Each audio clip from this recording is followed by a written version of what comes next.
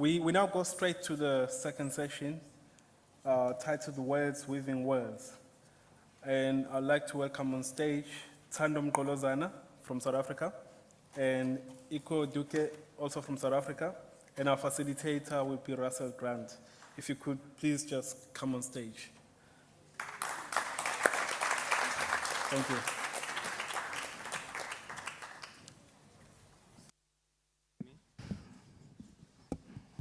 Hello. Oh, there we go. Perfect. Okay. Good evening, guys. Thanks for sticking around for the second half. My name's Russell. There's Tando and Eka. And yeah, let's start off with our theme, which is words weaving worlds. We just start off with an introduction, because I think you, especially Eka, were quite an interesting story when it came to how you got into writing. You started doing. I'm not that interesting. No. I want to get both of your stories first. So okay, we started with you, Tando. How did you come to writing? No, Where did you start? please go ahead. No, I want to hear this. Okay. Eka, you just... Sure, thank you very much. It's a bit of a funny one because I'm sort of a jack of many trades and a master of none. I spend most of my working life as an engineer looking for oil. Then I stumbled into banking, and now I write in my spare time. Tando. Oh yeah, I'm just a writer. I wasn't always a writer, and I wasn't really anything before that. When I finished university, I was writing a lot, and I considered publishing. And I was still an intern at the Human Sciences Research Council while I was writing my first novel. And when I finished the internship, I had published the first novel. So maybe I've always been a writer as an adult. But obviously, my best profession in life so far has been a sheep herder. Okay. When I was younger. Okay. Yeah. So sticking with our theme, words weaving worlds. Eka, you started with engineering and all of that. So you were sort of in a way weaving worlds. You were building worlds in a very physical way, and now you're doing it in fiction. Which do you think? How important do you think, I suppose, is the fictional side of things, the creating of worlds, compared to the actual building of worlds? And I don't really make a distinction between the two. And because what I find now, for example, the work I do from Monday to Friday, I work at a bank, right? And what I find is that the person who weaves words the best, so the one who tells the story the best, normally wins. Mm-hmm. So you might tell the story with numbers, or you might tell the story through a PowerPoint presentation, but storytelling is so important, so I don't make a distinction between the so-called day job and the night job. Mm-hmm. Okay. So your bank balance can tell a story. My bank balance tells a very painful story, yes. Thanks, I'm not alone.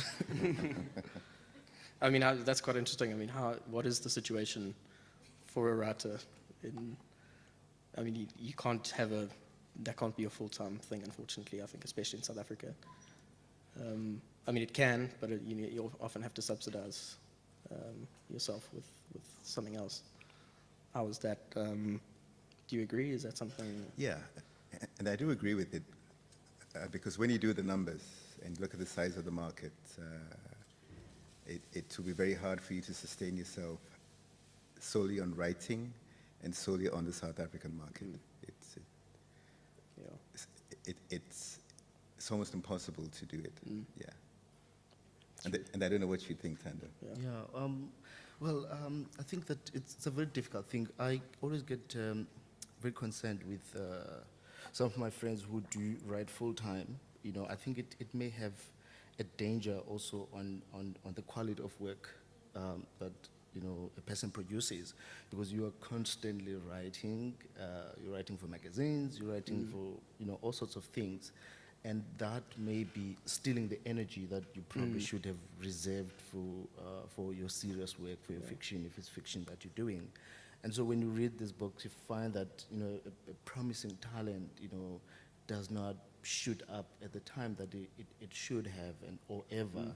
It stays, you know, in one level that that is very disappointing. So I think it might be detrimental to the writer. You know, I think writers do need, you know, a distraction, whether it's getting kids or getting married, getting a job. Sometimes you just don't want to be writing or thinking about it. So it has, you know, on the other hand, there is nothing we would want to be doing other than writing. We would like to get enough money to do only that.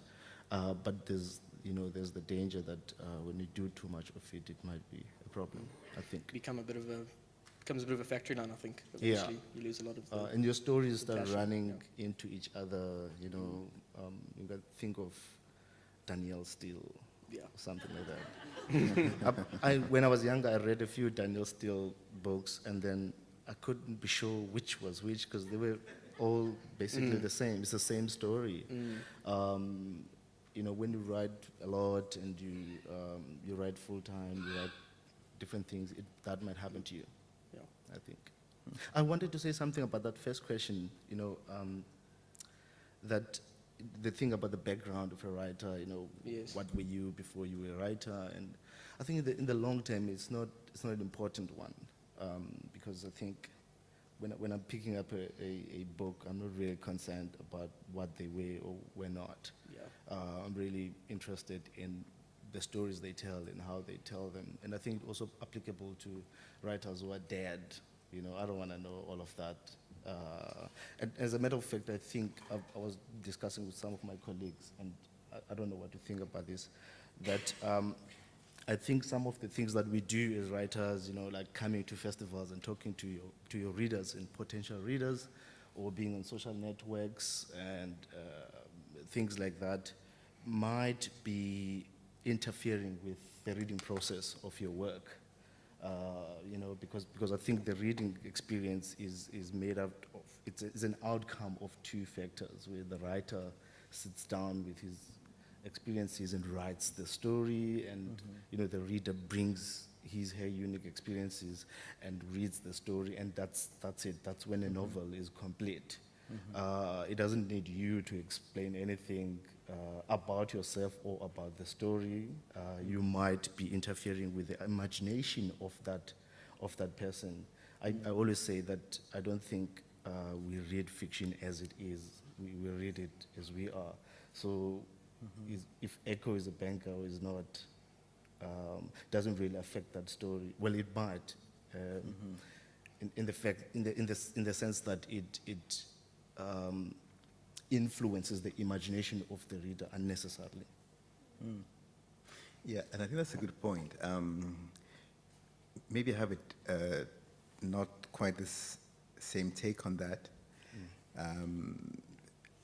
Because what I find is that when I engage with people who've actually been so kind as to read my books, it's some of the things that they ask me, so they force me to think about the characters in the story in a way that I never thought of before. And I've always found that to be something that's incredibly enriching and rewarding. So I really do enjoy that. But it's endless. I mean, Sure, you know, sure. there are other people you won't meet who will read your story and think all sorts of things. And you've written the story, so it's not like you're going to change it unless you're doing a series. Right. So it's a nice thing, but it's not essential. That's what I'm saying.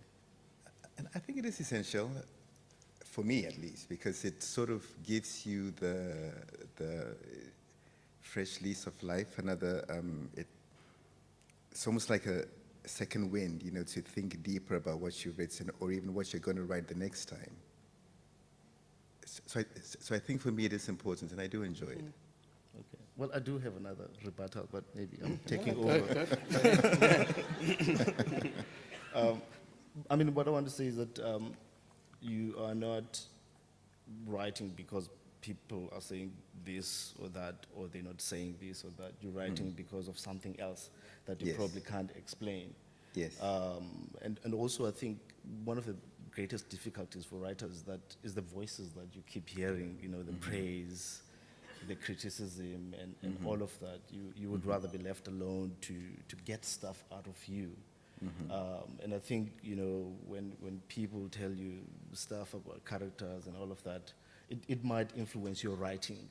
I don't know if you want your writing to be influenced by any of those thoughts at all. Yeah. Is there an end to this, actually? Because I think we might end up talking only about this. No, but I think reluctantly I have to agree with you. Because the last manuscript I submitted, which I'd spent about a year working on, Yeah.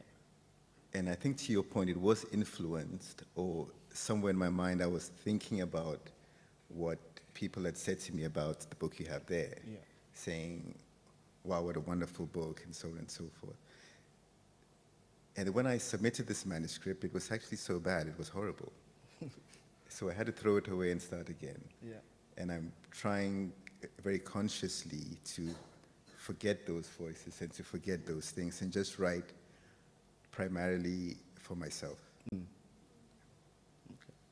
Do you write with an audience in mind, usually? Or? No, when I write with the audience in mind, that's when I do my worst work. Yeah. Is But it I same- think, same but I for think you at as the same time, there are moments when I'm writing, I imagine a friend maybe who enjoys a particular subject or who has particular views about the subject I'm writing about, so I'm addressing them as I'm doing that. But it's never one person you have in your mind while you're writing, and sometimes there's nobody there, just yourself. There are people who have particular audience when they're writing. People will write for a particular age group, and people would say, I'm writing this genre and not the other. I've never experienced it myself. I just think that it's none of my business as a writer who reads my book. I would love to leave it open like that. Whoever picks it up and reads it, that's the ideal reader for me, I think. Great.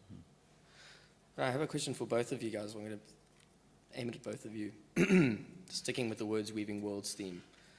I know both of you guys tend to deal, I know in this book, Dying in New York, you deal quite a bit, I think, with issues of abuse. Yes. And your book that I have here, Unimportance, it's not a political book. I don't think it's a political book, but politics is sort of a main thing in there. What potential do you think that words have, especially novels and fictions, have to weave an ideal world for us, to make the world a better place, I suppose, and to use a sort of cheesy cliche? Do you write with that in mind? Do you think it has any value in pursuing? I think it can be important for some people. It's not my primary motivation for writing. It's like I said before, I really try to write for myself. And because when I write, that's when I feel most at peace. So it's almost a spiritual thing. So if in doing that I make a statement and it resonates with people, maybe that's a good thing. But without writing from that place of tenderness, then something in me will shrivel and die. And yourself? Do you? Well, I think you can never tell what a book will do out there in the world. You might be writing this book because you stand for this cause. Yeah. And it might not have that impact. Yeah. It might not weave the world the way you imagine, because you're not in control of that. And it might also happen that you write that same book when you're dead, and something happens in that society and it becomes something important. It might become something that holds that society together, or that raises the important discussions or decisions, at that time. So you can never be sure whether that is going to happen, even though I think many writers write at the back of their mind with an issue to address in society. For example, with my first book on oh my goodness, I've forgotten what it's about. On traditional male circumcision, you know, I definitely had a cause there, you know, where, you know, I was trying to speak for the people that I imagined couldn't speak for themselves. You know, the boys would go to the mountain for rite of passage and come back, you know, traumatized. And I've never seen I had never seen any person speak for themselves about the experiences, etc. And I created a character who would do that. Fortunately, I think it had some impact, but it was also possible that it wouldn't have an impact. And maybe it hasn't had the greatest impact that it might have on the same issue. But I have to say that politically, I do have a mission as a writer. Maybe it's not something that I've always known when I started writing, but you know, growing up, maturing as a writer, I think that, you know, I don't just exist. There's a particular thing that I would like to do, and that is to bring the experiences of black people into the center of the narrative. There were black characters in books previously. Sometimes when black authors were banned, etc., some white writers you know, would have black characters, but you'd find that, you know, those characters are in the margins. You know, they are servants, they are July or Friday, and etc. And that's not how I experienced, you know, growing up. So and I think my mission is to bring black people into the center of the narrative in society, which I think is more realistic from my point of view. I think somebody like Toni Morrison has got the same kind of mission, where she says, you know, from what she had read, she noticed that black girls, you know, were the downtrodden in most literature, and therefore in literature as well. And, you know, growing as a writer, she thought she has to do this. And I think you can see in novels like Sula, etc. Yeah, great. Yeah, and I was going to come to the political side of things, because I mean, in this story, I don't want to give too much away, but it basically centers around a young guy who's in university. He's running for the president of the SRC. Yeah. And he's supposed to be writing his manifesto speech, and he can never sort of get around to it. All the distractions of girls and all sorts of stuff going on. Yeah. I mean, if I could just say about that book, in relation to what I just said, in South Africa, I think we all know that universities were divided. The higher education system was divided, where you had black campuses. Here in Durban, we had UDW, and in the Western Cape, we had the University of the Western Cape, the former Bush College, and then you had Forte in the Eastern Cape, and later Transkei.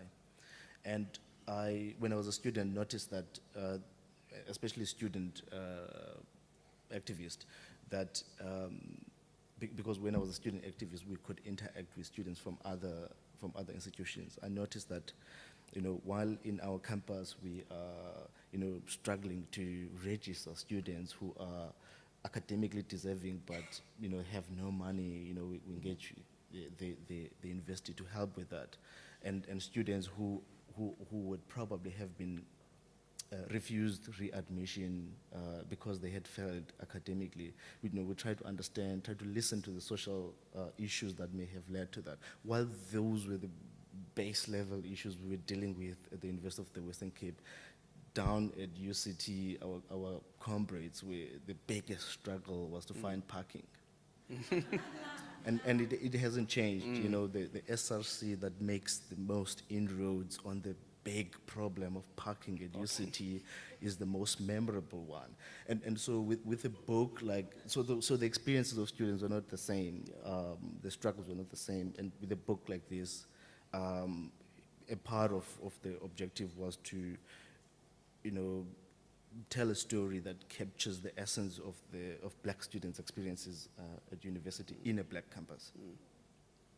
Because it's interesting. I actually found a quote here right at the end. I just want to read quick. You say, "It is not the consequence of truth-telling that matters. It is the act itself. I don't matter, although before last night I did. It is what I have done that does. We will soon find out what the function of truth in politics is, Yeah. which I find interesting. And it's also with that weaving of worlds. I think especially in South Africa, words are very powerful things in a political arena. Yeah. From all sorts of spin and the things we get told in newspapers and all of that construct a narrative. And in some ways they're very powerful, but in some ways not powerful at all. I mean, if we look at the number of things that we know about, especially in government, we hear about corruption and all that, and it can be written about until we're blue in the face, but it doesn't seem to change things. But certain types of political rhetoric have lots of power. Yeah. I don't know if you guys agree or what your thoughts on that. So it's something I do when I write. So I write, and then I go back and I look for the music and the words. And it's almost as though I can hear the song that accompanies the words. And I change words, and I move things around, and I move a chapter, I move a paragraph, until that song just sounds right. And there was a question in the previous panel where, and I think somebody asked, do you have moments when you feel it's just right? So it's almost like a tuning fork, and it just sounds right then. So that's something that I do, and it's about moving, sometimes the very same words, but moving them around so that they sing. Yes, so that's something that I find works for me, and it can take the novel to another level. Yeah. Yeah. Excellent. Yeah. I mean, on the same subject, I think the most enjoyable part of writing for me is when I come back to the first draft and rearrange, what I had first laid down. It usually results in me chopping out of all my favorites, my first favorites, and creating new things, removing all the bumpers and trying to achieve exactly the kind of rhythm that he's referring to. I do that. But on the thing about, words and, politicians and rhetoric, I think that I found myself thinking recently that artists are probably the only person who's speaking for the people, in South Africa, for example, and in society in general. We've got an opportunity in South Africa now to watch our politicians in parliament. And I don't think that most of us feel that these people are talking for us when they're talking there amongst themselves and calling points of order. It's really about themselves. So political organizations, for me, don't feel like they're speaking for the people. If you're going to look in business, business people, yes, they're there to produce a product for the people, but they're there for themselves. Yeah. They wouldn't do it if, They were getting paid. you look at academics, for example. I'm so academics for attacking you. You can deal with me later. But you find that the people in the academy, the biggest problem is that they're far removed from society. A person registers at university because they want to make change, and they're absorbed into postgraduate studies, and they're doing research, and it ends up gathering dust in the library, and then they get into the system and they forget all about that. They have to be promoted to the next level and become professors and all of that, and none of that work actually comes back to the people, so they can't claim to be speaking for the people at any point. As I mentioned earlier, I was working for the Human Sciences Research Council at one point, and it's a whole council, thousands of people employed to do research, and most of it is commissioned by government. And when there's a State of the Nation address, if the president of the time mentions just one thing, that is an outcome of research that we did. It's a big celebration. It doesn't happen every year. So I don't think those people are speaking for the people on the ground, but what the artist does through a song, through a sculpture, or through a novel is to say, come with me, let's journey together. And a lot of what comes out often resonates with the people than any speech by a politician or any of those people. Yeah, I was going to get onto that point.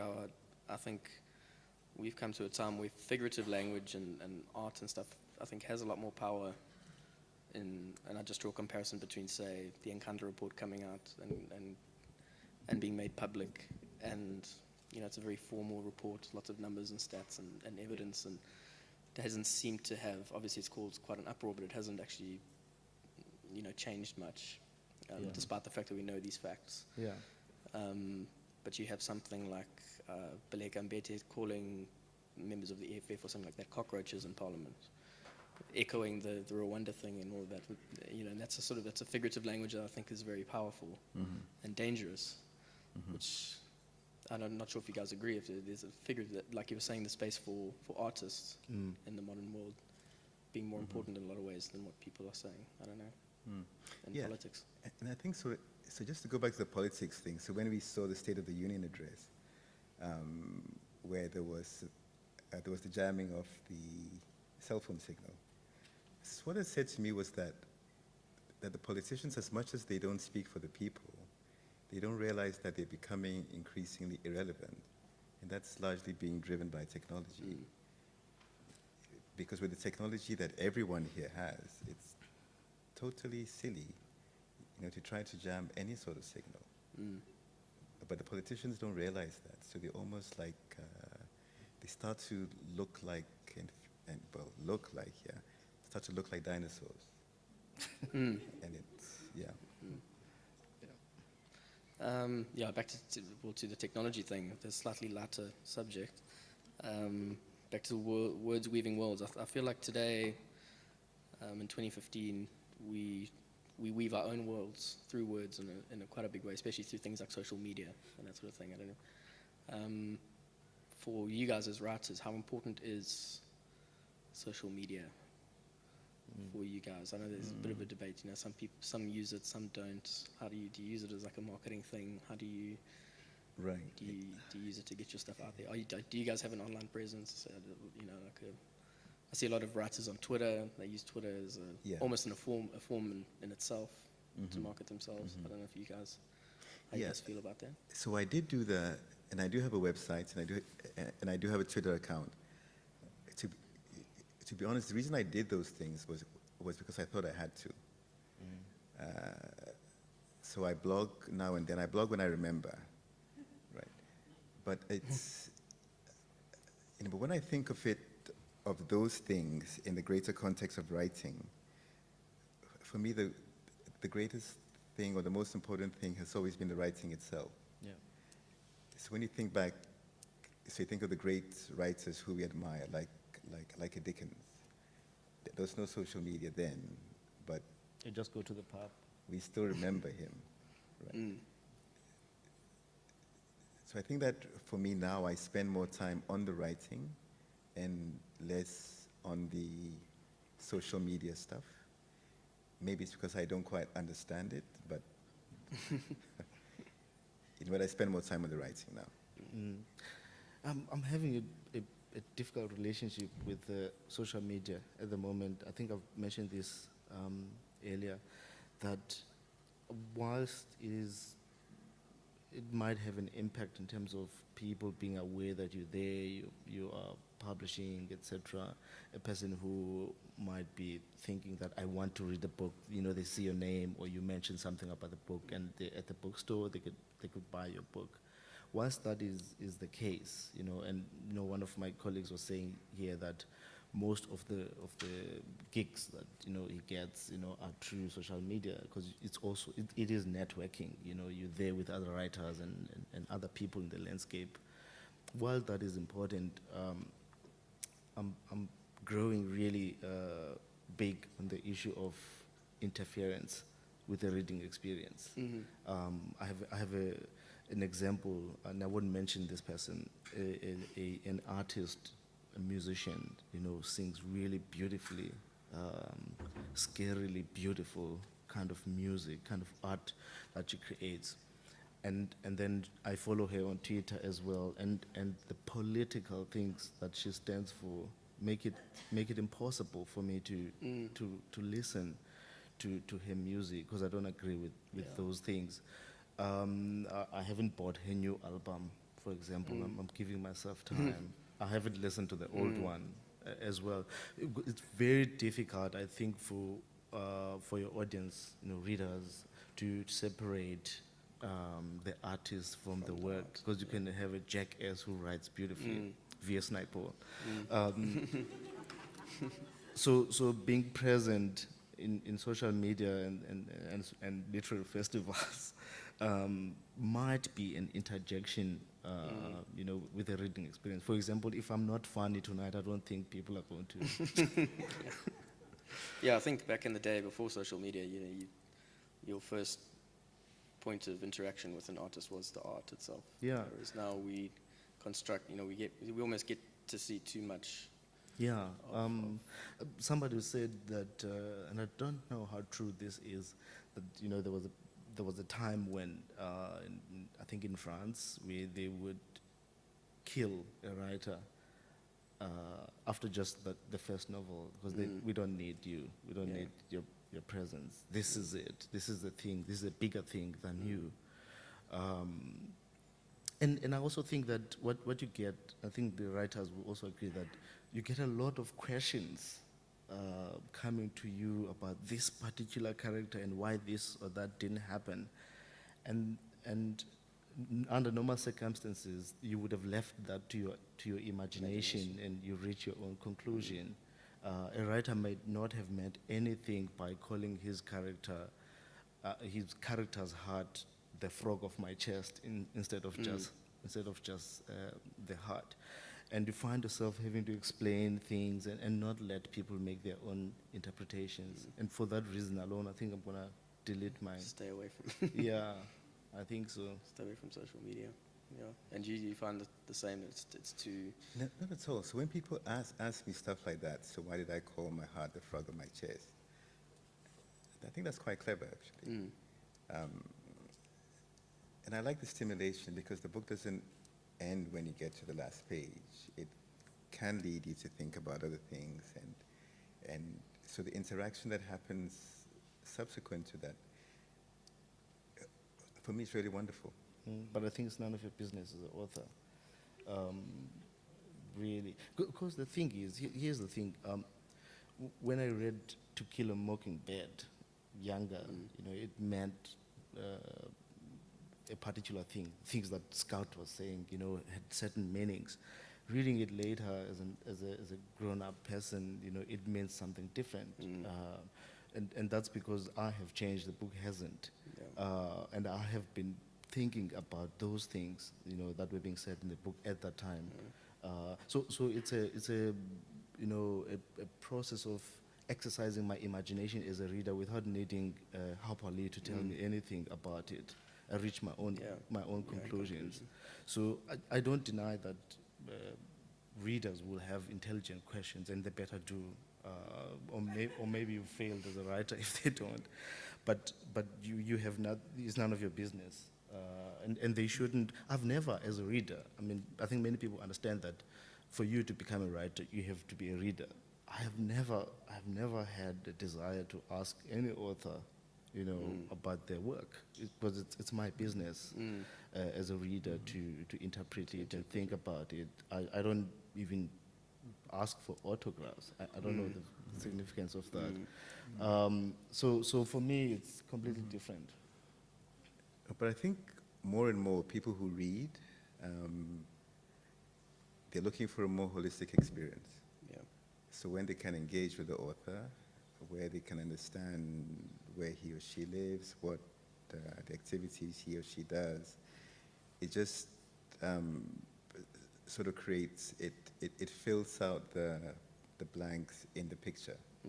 So it builds out that experience, which for some people, for many people, but not for Tando, but for many people it is important. Yeah, I find it quite a high risk. Like you say, there's sometimes when you engage further, you dig deeper into an artist and you find that they're not the person that you necessarily agree with, and it can actually taint the work.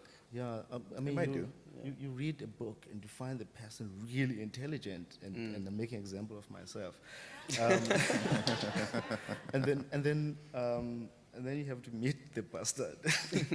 This is, the person is the person who comes across in the book is nothing like, how you encounter them, in person versus when you encounter them in the book. There was something else I wanted to say. I have forgotten it. Can also go the other way, because last week I was listening to an interview by Pharrell Williams, the guy who wrote Happy. Allegedly. Well, yes, he wrote Happy. And so because he's a rapper, and he wears this funny hat, so I had this picture of him as not very bright, but he's Yeah, but he's super, super intelligent. yeah. And why does it matter? It doesn't make Happy, the song, any better or worse. No, it doesn't, but now I know he's so smart. He might produce a kak song next He time. might do, He's he might over do. 40 and he's been singing for many, Yeah, sure. Yeah. Oh, I'm sorry. No, I want to say that he has had a long career, right, as a musician, and he hasn't produced a song as big as Happy, for example. So, and I think he also wrote Bloodline. and well, actually, do you want the audience to respond to that? Because I think they will. And he hasn't produced a song as big as Happy, and I think he's been as intelligent as he is all along. So the fact that he's clever, sounding clever, it really doesn't make any difference in terms of how the audience is encountering as an artist. Well, I think it does, because it goes to the experience again. Because once you can build a richer picture of who Pharrell Williams is, then you might engage with this music in a completely different way. I think it does. Why? Why? Sometimes you can get a case where you listen to something and you learn about someone, say you find out that they're much smarter, and you go back and engage with the work again, and you might pick up on things that, you might read deeper into something, maybe. That's right. So I know the words to Happy now, which I didn't know before. Okay.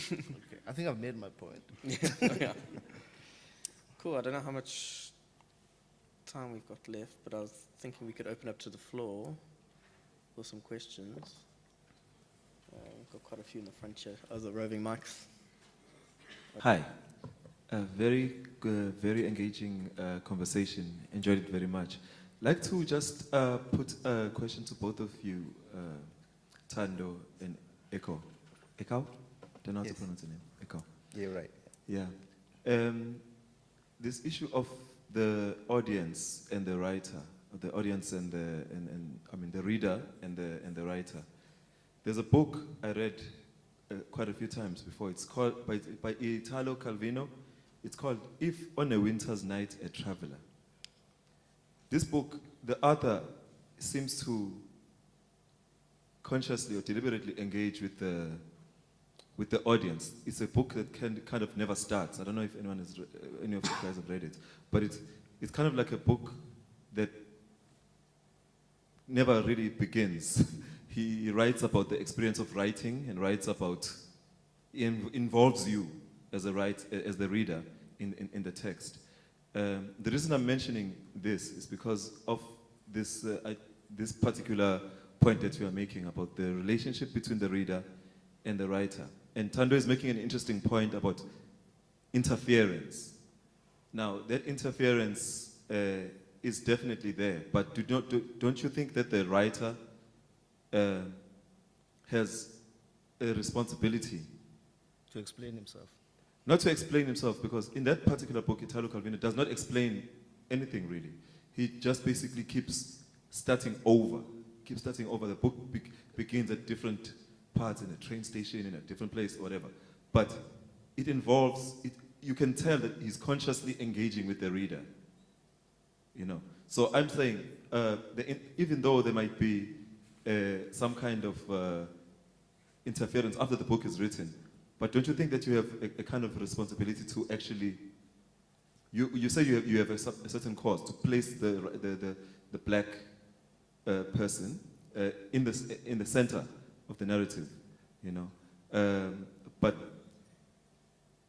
yeah, I guess I'm just commenting. I don't even know whether it's a question or not. I'm just saying that you have a responsibility. Don't you think that you have a responsibility as a writer to actually say something, to engage with the audience? The audience is just as important as just your personal story. I don't think that the writer would write if they didn't think, the reader was important. I mean, people write because they think we respect our readers. This is why, you try to perfect your art because you respect the person who's going to be reading it, and that's the level of engagement that is essential. Anything else is not essential. A reading experience can be complete without it.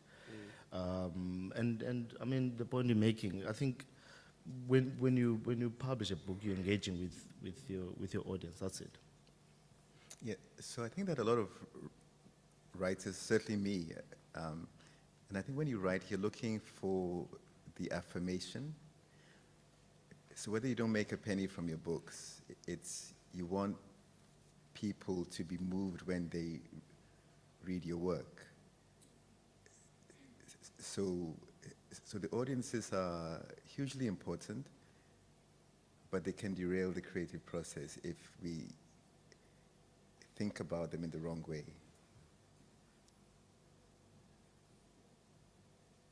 Cool. Should we have who's next? We've got quite a few. Should we go over there right at the end? Hi, my question really is based on the target market for your readers being the young people, whether it's young adults or children. At this stage in time, I feel, in my opinion, that the young people in this country are not reading enough, or they're not interested in reading books. I remember when I was young, I had to walk like a long time from home when I was little to get to a library because they had activities there or whether they were interesting books. And I was lucky enough to have a good English teacher as well as a mom who used to go and buy books for me at a thrift shop. So what I'm trying to say is perhaps maybe I was an exception. How do we stimulate young people, like the love for books, the love of reading? Yeah, there's something my mother said to us, and I mean her children, and she's a teacher. And she always said to read to your children. So it doesn't matter whether they understand or not, just read to your kids, read to your kids, read to your kids. So I think the answer lies in this room. So you plant the seed by just reading to them and read to them all the time. I think I've been thinking about it, and I think there are many answers or layers of the answer, but just one that I think relates specifically to young people, school-going children. I think we should think about doing away with the assessment of literature, teaching literature at school for assessment. I remember that when I was growing up, one of the ways in which the teacher would punish you is, walk into the front of the class and read, and and so you learn to associate reading with punishment, the process of schooling. One of the most painful things about the process of schooling when you're a young person is having to read for an exam. It's agonizing. So you learn to associate reading, a book for an exam, which is a horrific experience, at least at an early stage of a person's life. I'm making this argument because I don't think a person can pass or fail a literature exam, because there's no objective truth about, from fiction. I explained earlier that you read a book now, it means one thing, read it later, it means something else. So if you had failed initially, what does that mean? And obviously a book would mean this to you, and it means something different to another person. So maybe the most appropriate answer to any literature question is, I don't know. Or whatever you are saying, it's right, it's how you interpret it, because you bring your experiences when you are reading. So I think if young people did not, when they start reading, associate it with something painful, they would probably continue reading. So as soon as many people leave school, they don't read, because they associate it with studying. I remember when I was growing up and we would be reading a novel for an exam, when I'm reading and I see a name, I'm like, I probably need to remember this, or I see a date, or I see dialogue. I'm saying, you know, I'm probably needing to remember this dialogue, who said it, and why. And I don't think that's the point of reading. I think the point of reading is to read hoping to be entertained. If consciousness arises as a result of it, good. If knowledge is imparted along the way, good. But those are not expectations that a person should have when they approach reading. If we adjusted that as early as school, give them books during the LO class, let them read and talk about it if they want to, but God damn it, don't ask them anything about it, because the answer is not important. It will be important to them maybe later in life. But we need to change that, I think. I would like to hear what people have to say actually about this later, maybe. My question relates to settings and locations in the book. How important is it to describe a location or a setting? The reason why I ask this is sometimes I read books, and for instance, the story could be set in Soweto, but I have no idea I'm there. Is the assumption that people are supposed to know the place, or it's just not an important thing because you feel as if you're in the middle of nowhere? I think it's important that the writer is able to transport the reader to where he or she wants to take the reader to. So I do think it's very important to describe the location as richly and with as many senses as possible. So to the extent that you read a book and you felt you were nowhere, that has to be a bad thing, I think. It could be bad, though, when a person describes a tree for like 3 paragraphs. So I think it's important. For me, certainly as a writer, I find that I'm most comfortable writing about the rural life, because those are some of my fondest memories.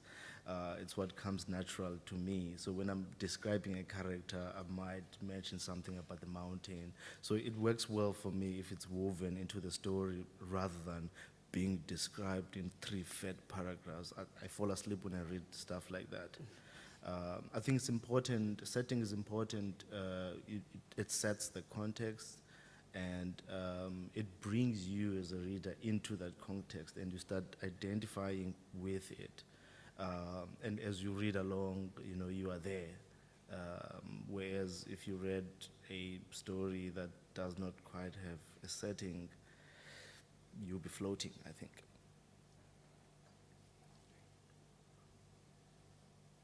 My question is directed specifically at Thando. You mentioned that perhaps it would be best to do away with examination of literary texts at school. Do you not think it might be better to modify the way texts are being taught? Because in my opinion, I kind of see literature playing a role in equipping people to interpret the world around them. Yeah. So to do away with teaching literature might actually do away with a lot of other beneficial things at the same time. I think those beneficial things still do okay, whether or not they are exams. They do, many people read books. When you read a book now as an adult, you're not being examined on it, and you still, can develop a critical reflection on it, can develop a critical analysis on it. So whether or not, there is an assessment of literature at school, that will still happen. But I think with it happening, it may have other unintended ramifications, one of which is that people would not like reading because they associate it with all those negative consequences. Who's next? She'll get lady back there. Thank you. I just want to give you, it's taking you back to your earlier comments, but to give you feedback from our book club, which is in Zimbabwe. And there are a number of young people who come to it. And for them, it's really important to discuss the book. For us, it's really important to discuss the book. And quite often, we'll have a book. Usually the books are donated because books are expensive. And usually, you'll get somebody saying at the beginning, I really didn't like this book. And then as people discuss it, everyone sees things that they hadn't seen before. And I've heard, for example, Lionel Shriver, when she talks about, we have to speak about Kevin, once she wrote it, I think she let go of it. So it's sort of like she's part of the experience of discussing it. And she says that the level of response that she's had from readers about what they saw of their own lives in that book has made the book much bigger than it was at the point that she finished writing it. So it's sort of like it's a shared experience for a whole load of people, which is beyond just the writer and her book. And I think, in a way, it's important that one shouldn't feel challenged about how people interpret your book, but to see that each person will see it in a different way. And that's actually an enriching experience for people who discuss a book. So to just say, okay, people should have an experience and when they read the book and that's it, I think is denying people a whole experience of just understanding things that other people see in it, which they wouldn't have if they hadn't discussed it. I would agree with you. I think that's a great point. I remember when I wrote my book, Dying in New York, which has some scenes of really violent child abuse. I was actually so surprised by the number of women who reached out to me in various ways to say, this is my story. And that was incredibly moving. And it was enriching in a strange way that somehow from reading this book, they somehow been able to reconnect with painful things that happened to them in their past, and they felt the need to share it with me, which was like, oh. So yes, I do agree with you that it does not end with the book, because human beings are made up of, we are multifaceted and we live on so many planes and dimensions that if it were to end with the book, then we would be saying that we are not as magnificent as we are. Well, I mean, I think I've made this point several times.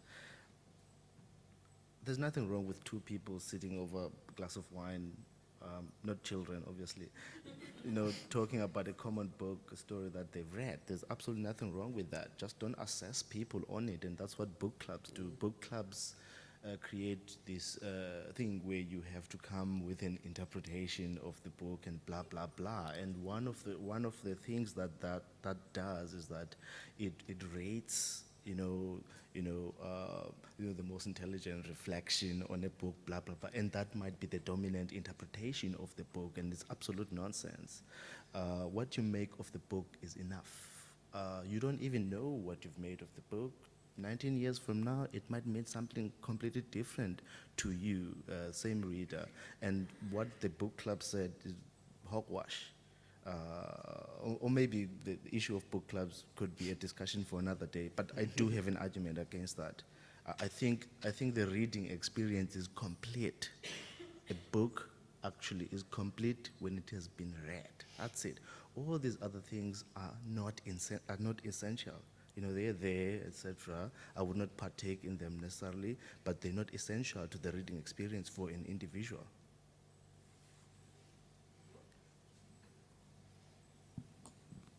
Okay, Tando, you've just talked all of us out of a living in terms of those who give art public lives. And I'd like to begin with that.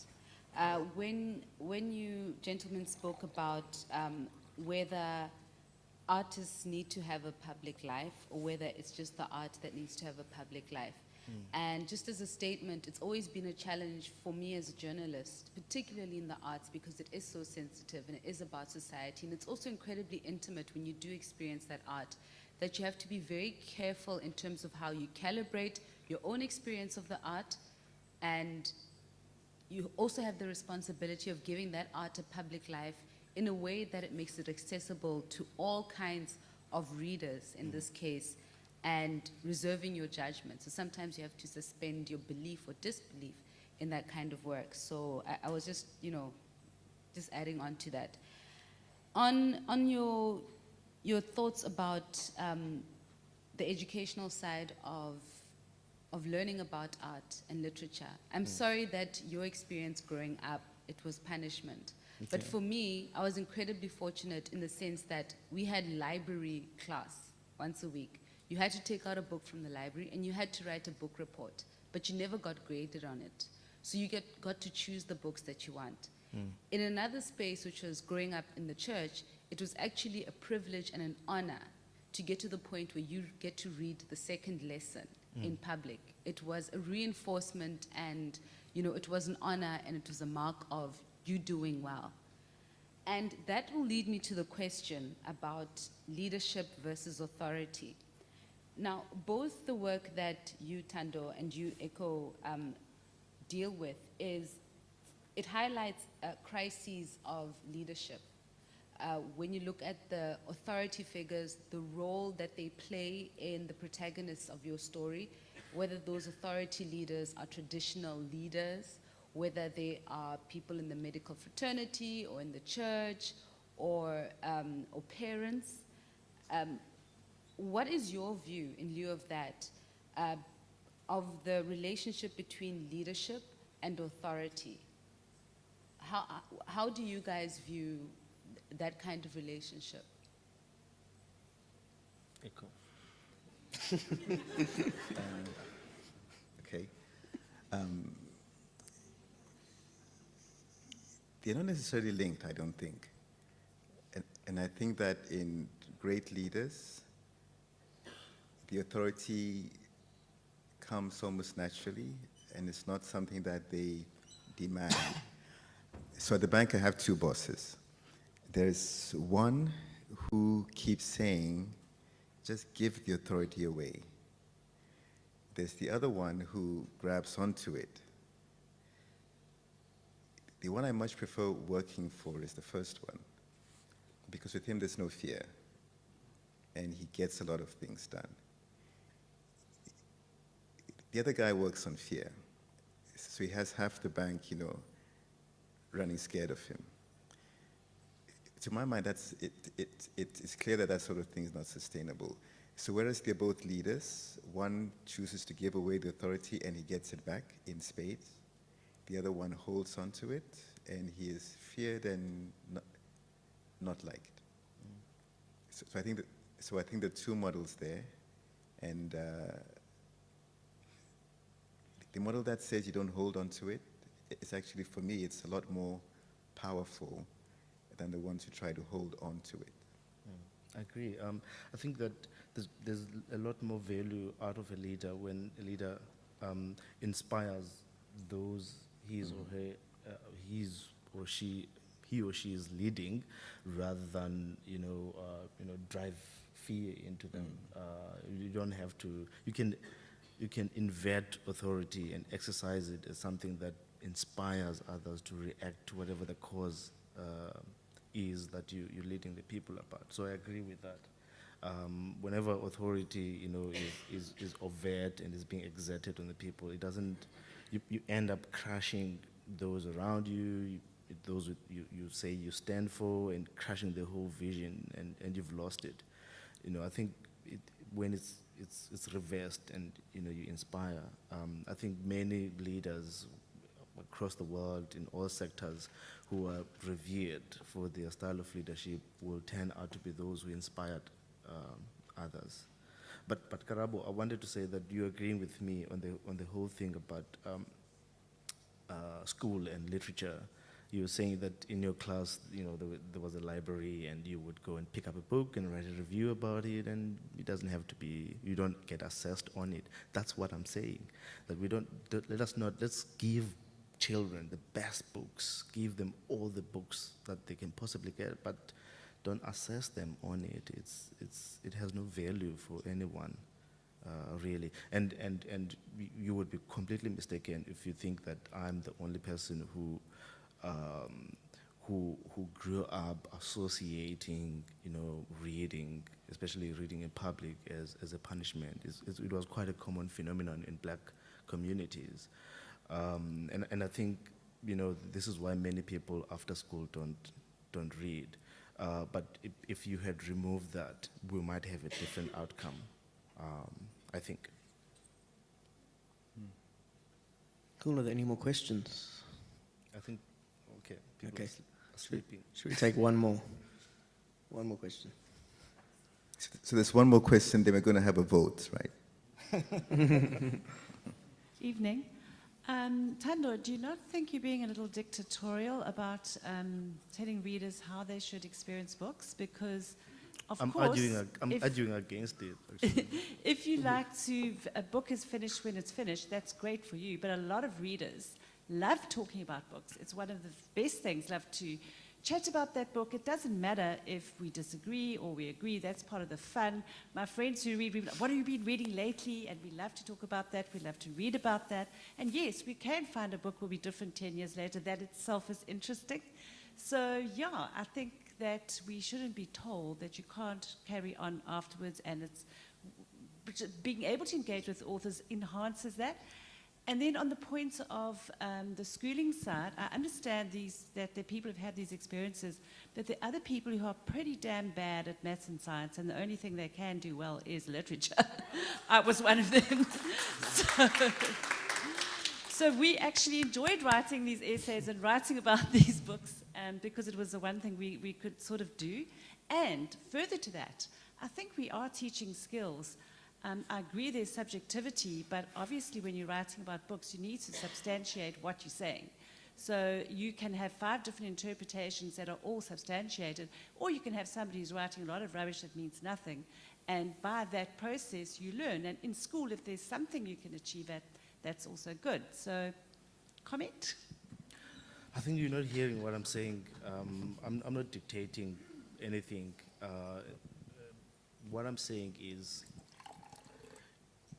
in the world of literature today, an impression is created that, it's as though you haven't read the book if you haven't discussed it, if you haven't spoken about it, if you're not assessed on it, and all of those other things. And I'm saying all those things are there, but they're not essential to the reading experience. You can still be a critical person, you can still be all of those other positive things you're referring to out of reading without needing to discuss it with anybody. It happens. You might not think that it does because you go and discuss it, but it actually does. I'm saying that these are not essential to the reading experience. The reading experience is complete when the book has been read. All these other things, whether they happen or not, don't change that. They don't affect it. And they don't affect whether, how the book affects you as a person. That's the point that I'm making. So a person who reads a book on their own, their room, does not talk to anybody, can even have a more enriching experience of having read that book than a person who goes into a book club or gets assessed on it at school.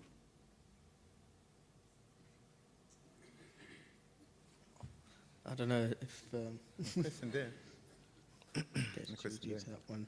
Okay, this will be the last one, I think. No, this is not a question, it's just a comment.